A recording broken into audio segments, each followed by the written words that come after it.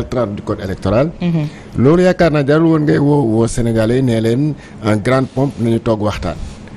encore que mbiru élection une fois de plus mbiru élection surtout li nga xam ne dañ ko bind noir sur blanc loolu soxlaatul ñu ci waxtaan surtout troisième mandat bi naa si ñëw mais pour les cas de Karim Wade et de Khalifa Sall loolu jarul woon dialogue bu fekkee ne loolu rek moo taxoon dialogue bi jóg ça veut dire ñi nga xam ne dañoo boycotté woon dialogue bi ils ont bel et bien raison mais léegi ils ont trouvé une solution loolu président Macky Sall rek mënoon na toog moom kenn rek. nee leen comme lii maa si defoon lii maa si defoon lële man tamit ni ma ko defee woon.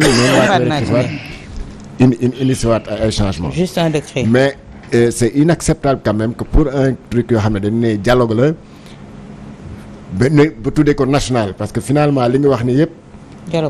dialogue politique la. te au début on nous parlait de commission environnement commission ressources gazières pétrolières et cetera mais tu auras compris à la fin que lu taxoon dialogue bi jóg kon c'était juste pour régler des cas bien spécifiques. muy le cas de Khalifa Sall le cas de Karim Wade. mais loolu nag bon je sais pas fan lañ ko teg ñoom. ensuite je crois qu'en matière électorale il y a des questions plus essentielles yi nga xam ne mooy la participation des gens là. élection am na loo xam ne ñii ñoo war a bokk ñii waruñu bokk ñoom gis naa sax ñu ne léegi parrainage bi ndax nañ xool nuñ koy changé waat. 0,8%. léegi fu mu xam ne 1% lañ doon wax ne 0,8%. ensuite ñu nee la boo bëggee bokk di nga wut ay élus. maanaam ay députés. wala ay conseils municipaux.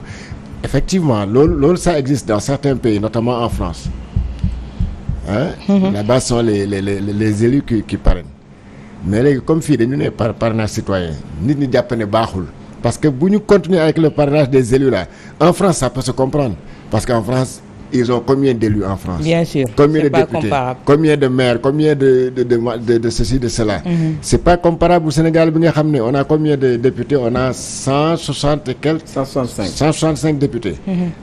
Combien de communes 500 et quelques. Donc mais ñooñu ñëpp alors et si on se retrouve avec peut-être une vingtaine de candidats te élu bu nekk kenn rek nga war a mën a parrainer on se retrouve avec 20 ou 30 candidats il se posera des problèmes. Donc je pense que ensuite pour revenir à sa candidature le président de la République même sa candidature loolu soxlawul waxtaan lan lañ koy waxtaanee moom c'est écrit noir sur blanc moo taxaw ne Sénégalais yi fii dama ko bloqué ce n'est plus une question de durée c'est le nombre qui est important. Man j'ai fait 2 mandats parrainage. Durée bi ça a été réglé parce que c'était 7 ans ñu ne on parle de quinquennat maintenant pour rester dans le in c'est-à-dire dans le comment on appelle ça encore à la tendance actuelle. Pour avoir 5 ans de quinquennat. Donc ñu dem ñu ne ko yow conseil constitutionnel ne ko yow boobu mënoo ko wàññi mu ne ok y a pas de problème on garde les 7 ans mais de toute façon je considère que 5 ans la waroon nekk mënuma ko wàññi. beneen 5 ans bu ñëwee tey muy 2 yi c'est ce qui est important. Et il avait bien clôturé en 2e et dernier mandat. Voilà donc c'est le nombre 2 qui est important. Les 7 ak les 5 plus 7 égale 12 c'est pas important ce qui est important c'est les 2 mandats. Nul ne peut faire plus de 2 mandats consécutifs. Donc aujourd'hui je ne vois pas en quoi est-ce que un dialogue pourrait être au-dessus de la constitution parce que constitution bi loolu mandat yi mu wax noonu si constitution lañ ko tënk dañ ko bind si constitution bi donc bu fekkee ne nag dañu war a toogaat di dialoguer pour ne nañu bàyyi président mu def li nañu bàyyi def li mais autant donc on retourne à la constitution l'article 1 de la constitution dit que les citoyens sénégalais sont libres égaux devant la loi waaw ñu toogaat loi boobu tamit ñu nekk article boobu nañu ne léegi am na citoyens yoo xam ne bu ñu defee dara kenn du leen daal bu ñu defee ñu tëj leen donc on reprend tous les articles de la constitution ñu waxtaane leen xam nga élection c'est quelque chose de sérieux élection ça se négocie pas une loi aussi elle doit être de portée générale elle doit pas concerner 2 personnes bu ñu dee loi bi lii la wax que tu t'appelles Pape Sané tu t'appelles Georges tu t'appelles Issa si tu te retrouves dans la loi nga xam ne la loi s'applique à toi. D'accord. Mais on ne peut pas créer une loi. duñ dem sax ci L28 bi ñenn ñi di wax parce que. L29 L30. non bu ñu demee 29 ak L30 bi mën na am ay ñoo xam ne dañ leen di yóbbaale ba ñu supprimer article yooyu moo tax ñu bari naan soo moytuwul L28 bi la ñuy sukkandiku pour mën leen a dugalaat. Pape tey jii est-ce que on va pas aller trop vite en besogne ndax nee nañ conclusion yi le 25 lañ koy jox njiitu réew mi mais tey conclusion yi jox te génn ni ko Georges waxee mënuñu wax dialogue national dialogue politique la ñu mën a wax et y avait que ñaar yu leen yitteeloon mooy affaire Karim Wade ak affaire Khalifa Ababacar Sall tout autre n'est que l'heure. man dama jàpp ni li jot a génn. Ismaïla Madior Fall waxoon na ko il y a quelques jours. ne woon na.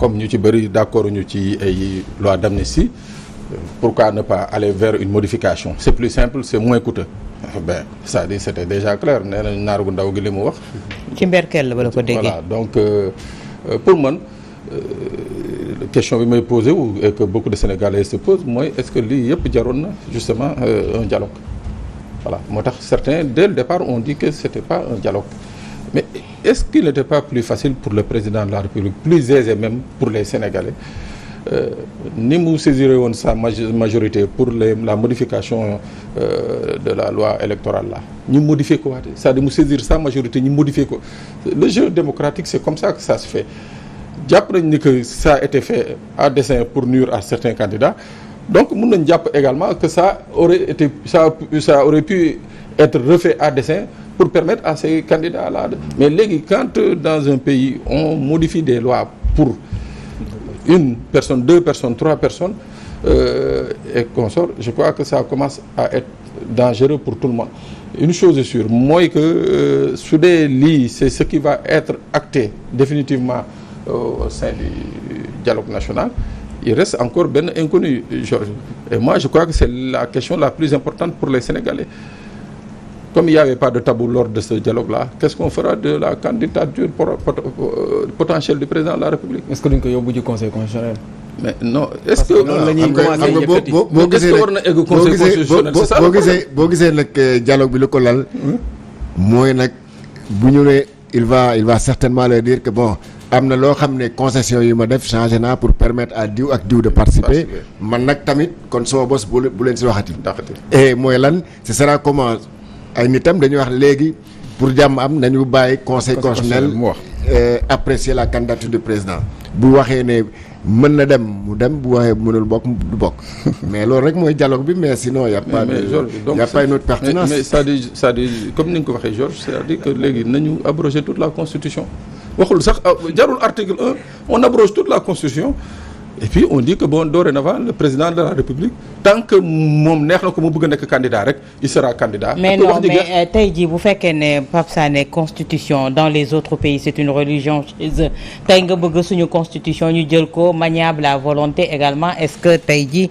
mun nañu toogati di wax ne kon état la ñu yore république la ñu yore. parce que man mon problème mooy tey jii bu eggee conseil constitutionnel boo gisee ñoom ñuy wax ku nekk naan la nañ dem conseil constitutionnel mooy ñoom xam nañ la ñuy fekk conseil constitutionnel.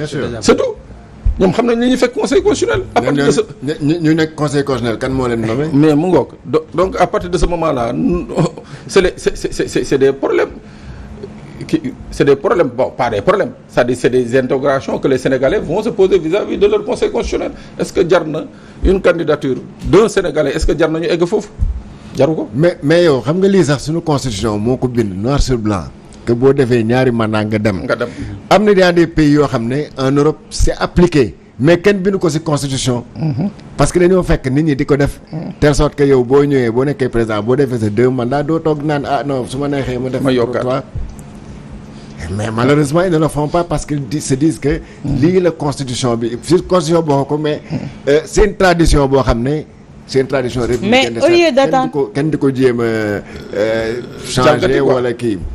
mais au lieu d'attendre le conseil constitutionnel ni ñu ko waxee le président est dans la diaspora est-ce qu'il n'est pas en train de tâter le pouls pour savoir lan la nar a wax est-ce qu'il va se présenter en 2024.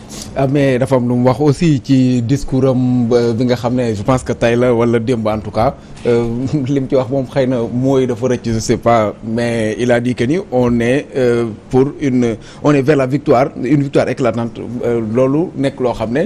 c'est ce que j'ai entendu moo tax ma ñëw ci question bi moom laa doon vérifier léegi ci discours bi doon yëkkati voilà on est vers la victoire man daal lenn xam naa ko. suñu sukkandikoo nee na ci li seen résultat yi ñu am li ñu jot a liggéey ak yooyu. man daal lenn laa gëm.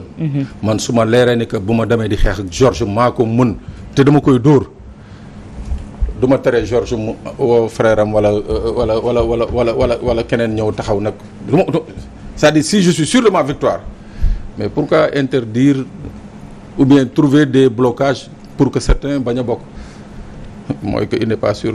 Mais est-ce qu'il n'est pas dans la provocation? maa ngi naan tâter le pouls mais également c'est de la provoque. Non c'est même pas de la provoque, ça c'est des ballons de sonde yu muy lance nii pour voir quelle sera la réaction des Sénégalais des uns et des autres. Naturellement ñi nga xam ne ñoo nekk dans son camp dañuy wax ne oui léegi ñun te d'ailleurs condition boobu loolu la ñu posé déjà sur la table du dialogue ñu fa seen plénipotentiaire toog foofu si pour Benno Bokk Yaakaar dañ ne on vous accepte seen proposition yi maanaam nañu alléger le parrainage nañu fexe ba diw ak diw bokk si élection yi. mais yéen tamit ñun nag aussi lii mooy suñu conditions yi maanaam suñu candidat qui s'appelle Macky Sall day bokk si élection yi. débrouillez-vous pour maintenant ngeen xam naka lay bokkee. maintenant soit lu mu waxoon que ne moom bii mooy dernier mandat am yéen ngeen dindi ko seen bopp te bàyyi conseil constitutionnel décidé ou bien mënul nekk on garde le statu quo maanaam gars yi nga xam ne bokkuñu woon parce que loi bi moo leen éliminé ñooñu kon di nekk sur la touche et on va chercher d'autres candidats. Avant de terminer ci kii bi am na blocus ci waxtaan bi mi ngi aaju ci kan moo nar a organiser ces élections là une personnalité neutre. tey ji est-ce que yaakaar nga ne ils vont abonder dans ce sens là jox leen li ñuy laaj.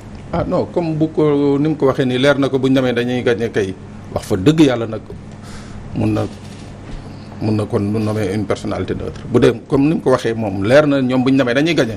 Vraiment rien ne s'oppose à ce que ñu nommer une personnalité neutre mais bon je crois que loolu moom ce sera un rêve quoi. te loolu personnalité boobu à part en tout cas si dialogue fu mu toll nii. La nomination de cette personnalité neutre là pour organiser élection yi ak la question du parrainage c'est presque les points les plus essentiels. C'est essentiel. Ouais. Parce que organiser les élections chaque fois boo gisee élection bu amee fi le lendemain bi gars yi kii ils contestent les résultats ne parce que dañu sàcc fii dañu sàcc fële mais à chaque fois qu'il y a une personnalité neutre kenn du contester en 2000 gis nañ ko su Diouf en 2012 gis nañ ko aussi. D'accord. On a nommé l'inspecteur général d'État Cheikh Gueye. Okay. D'accord. Maintenant je me demande pourquoi à défaut de nommer peut-être Birame Diop, le général Birame Diop, l'ancien chef d'état-major. Ou bien même le commissaire Thiendella Fall qui est l'actuel directeur des élections, ou bien même confier cette organisation-là à Famara Ibrahima Sagna. Pourquoi pas.